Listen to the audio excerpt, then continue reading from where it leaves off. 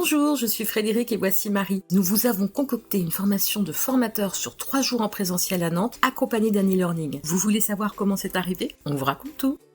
Dis Marie, comment on fait pour devenir formateur? Certains, après des années d'expertise dans leur métier, ont envie de transmettre leurs compétences. Ça les titille. Mais comment savoir si c'est pour eux? Et d'autres, qui se sont déjà lancés, parfois un peu à l'arrache, sentent qu'ils pourraient aller plus loin, structurer, professionnaliser. Mais ils ne savent pas toujours par où commencer. On a écrit à 4 mains « Je suis formateur chez Vibert ». Alors je me suis dit que l'on pourrait, peut-être, leur proposer une formation qui mêlerait nos compétences. Ça, c'est une excellente idée. On va la construire pour qu'elle parle à tous et toutes, accessible, concrète, dynamique, semblable à inutile. Elle sera à la fois pour ceux qui découvrent le métier de formateur pour adultes, ceux qui veulent se sentir plus légitimes et mieux préparés, et ceux qui, comme moi, se débattent avec l'administratif et les obligations. On pourrait imaginer une formation de 3 jours avec un e-learning à la fin. Qu'est-ce que t'en penses? Un e-learning? On ne propose pas que du présentiel?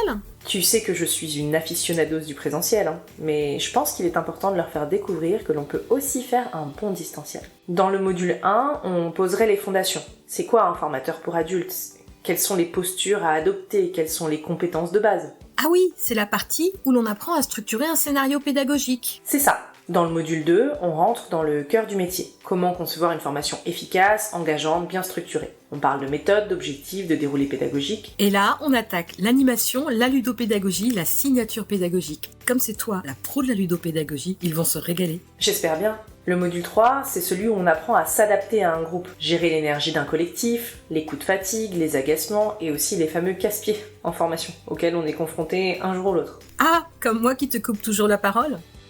Exactement. Mais j'ai quand même bien envie d'ajouter un dernier module en distanciel. Un truc plus terrain, des choses que l'on ne dit jamais dans les formations classiques. Toi qui aimes bien les e-learning, tu pourrais nous en proposer un que chacun pourrait suivre à son rythme. On y parlerait des coulisses du métier. Tu sais tout ce que moi je déteste. Les statuts, obligations légales, Calliope, BPF, et surtout une partie essentielle sur les droits d'auteur. Trop de formateurs ne savent pas que leurs créations leur appartiennent. Mais tu décris le module que l'on aurait aimé avoir quand on s'est lancé. Des réponses claires, pratiques, concrètes qui s'adressent à tous les profils d'apprenants. J'adore. Bon, assez parlé entre nous. Ok, banco. On résume le tout ?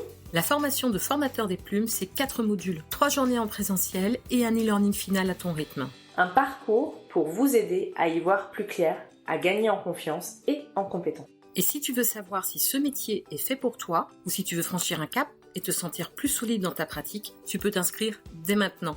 Toutes les informations sont sur le site lesplumefantastiques.fr. Le tarif est de 875 €, finançable par les OPCO, les fonds de formation ou l'AIF, pas par mon compte formation. Cette formation est courte, pratique et non certifiante. Alors on leur dit à bientôt ? En tout cas, nous on est prêtes.